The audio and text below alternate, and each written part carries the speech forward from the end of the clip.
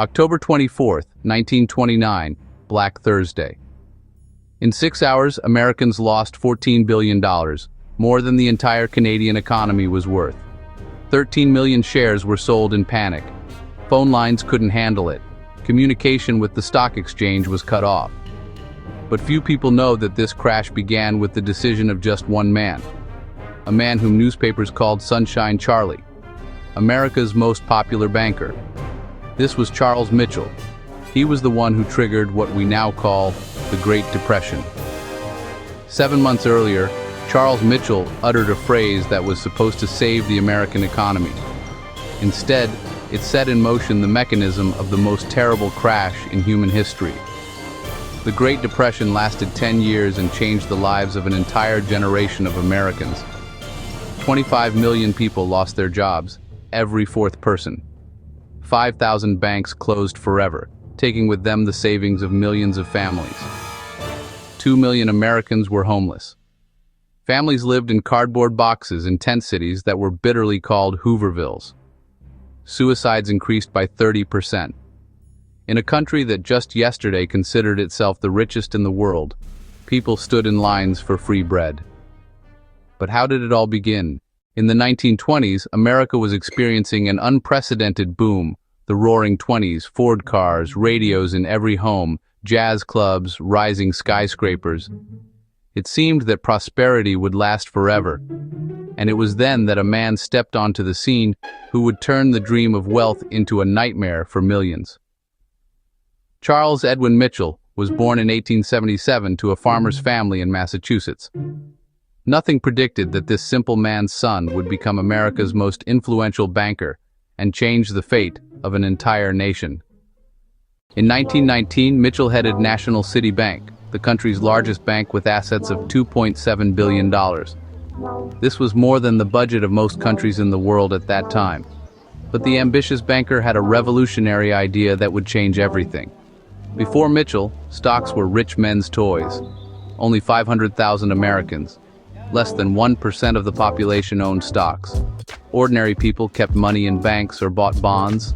The stock market was a closed club for the elite. But Mitchell saw huge opportunity in this. Every American should be a capitalist, he said. Why should wealth belong only to the wealthy? In 1920, Mitchell created a subsidiary company, National City Company. Its task was simple: sell stocks to ordinary Americans right in bank branches. When a person came to open a savings account, they were offered to invest in the American dream.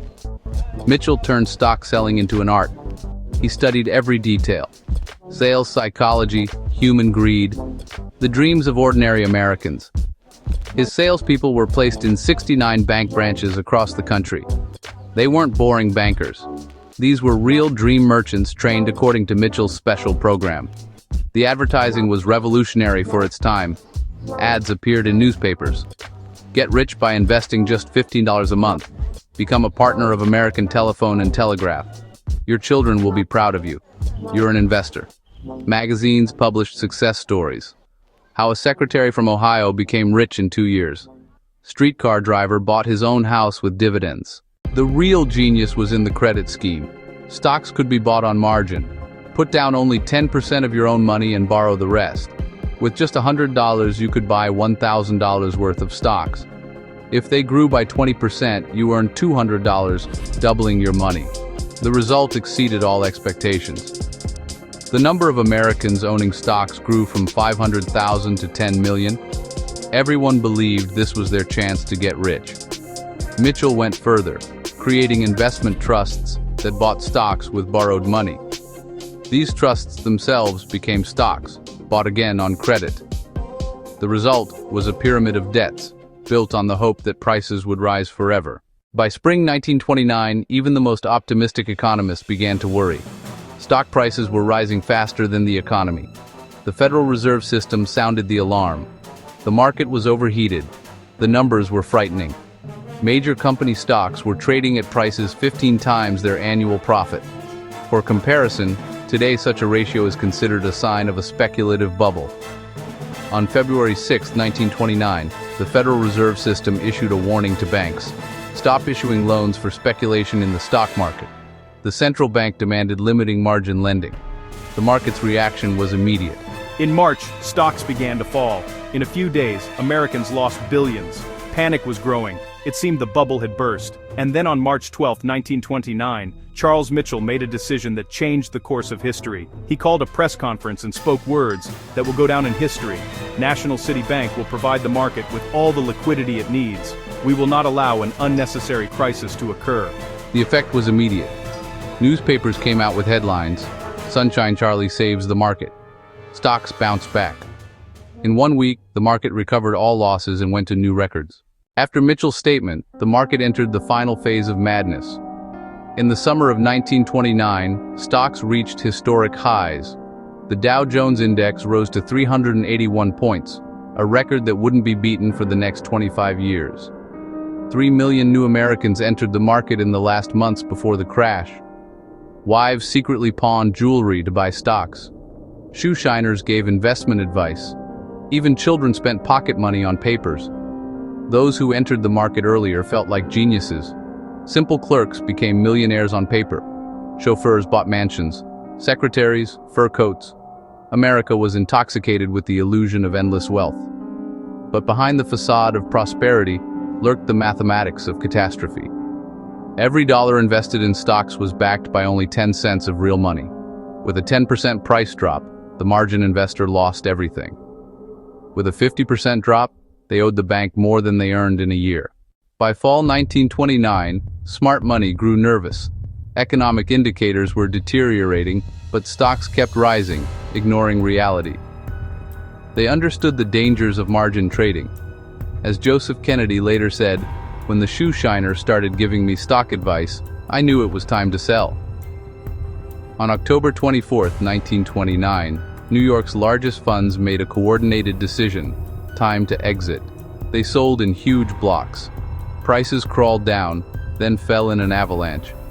Panic began. The domino effect was launched.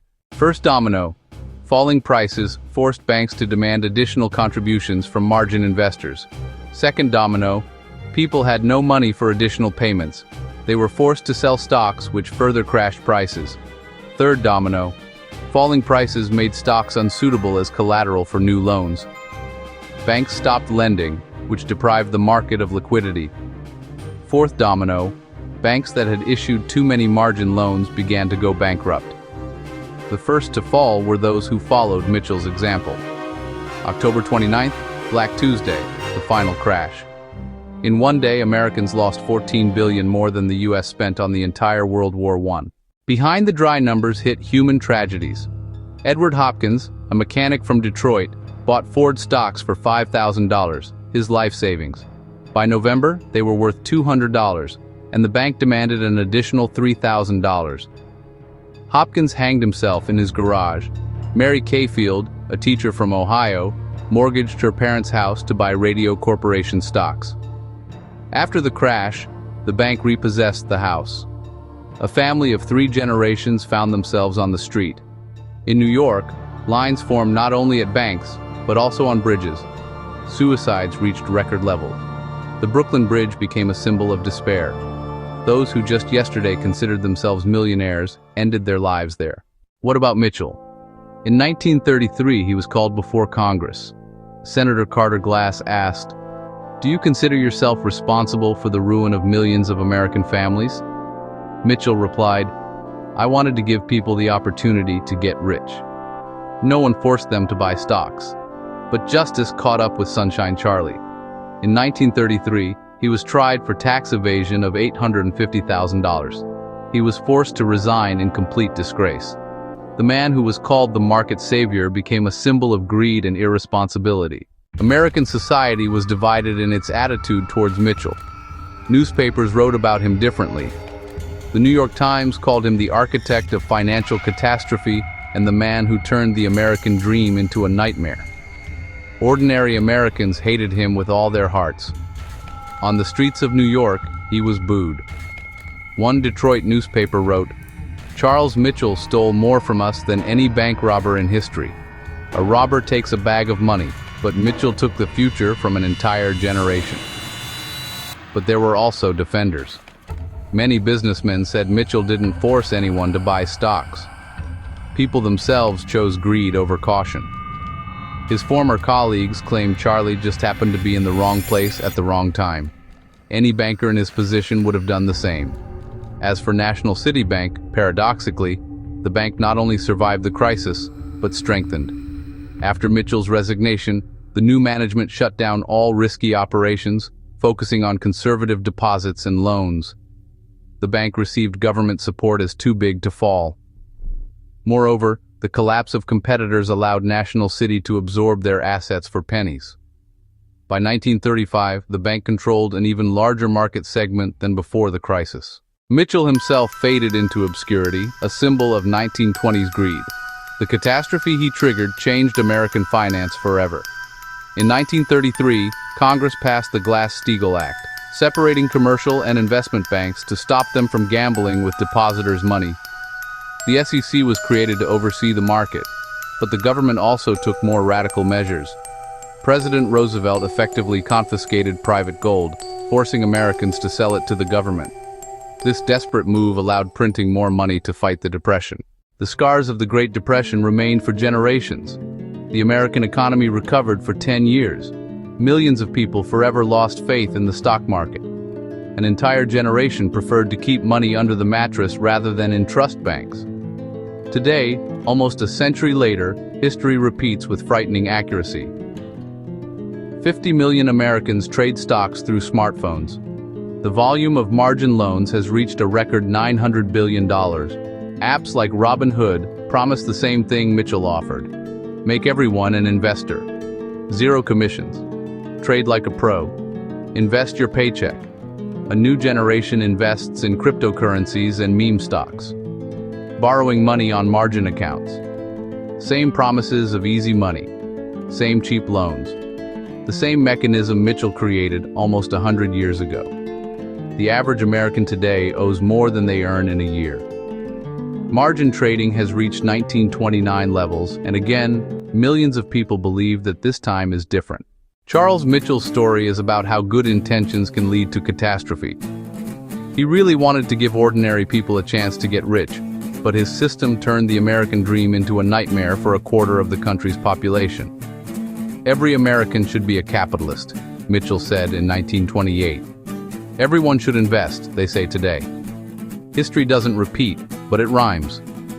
Next time you hear promises of easy money and calls to democratize finance, remember Sunshine Charlie and ask who will really profit.